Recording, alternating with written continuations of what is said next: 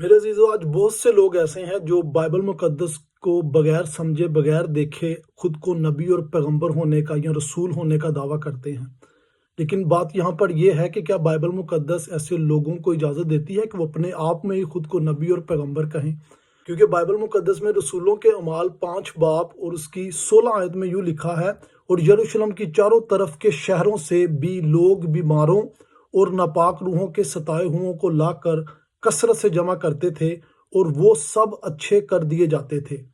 Bible बताती है कि रसूलों के पास लोग बीमारों को, कमज़ोरों को और बदरू गिरफ्तार लोगों को लाते थे, और वो सारे के सारे अच्छे होते थे। ये नहीं होता था कि उनमें से चंद अच्छे हो गए और बाकी जो हैं वो दोबारा अगले क्रूसड में आए। ऐसा कभी भी नहीं हुआ, बल्कि जब जब रसूलों के पास बीमारों, कमज़ोरों को लाया गया, और वो सब के सब विदाउट एनी सिंगल एक्सेप्शन वो जो तंदुरुस्त हुए थे।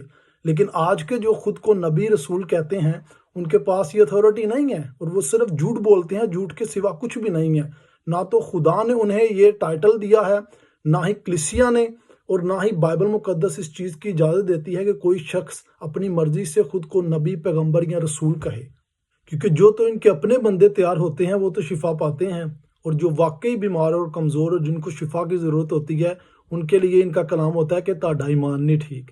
मेरे अजीज़ों, बाइबल मुकद्दस में रसूलों ने कभी भी किसी शख्स के साथ ऐसा रवैया नहीं रखा, बल्कि लिखा है कि जब उनके पास लोग आते थे तो तमाम जो थे वो शिफा पाते थे।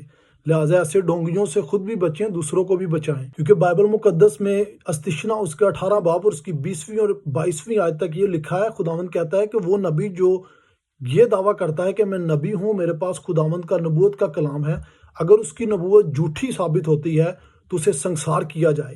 आया अगर आज जो लोग खुद को नबी या रसूल कहते हैं, अगर उनकी नबूवत या उनकी रसालत झूठी साबित होती है तो फिर बाइबल के मुताबिक उनको संसार की करना चाहिए।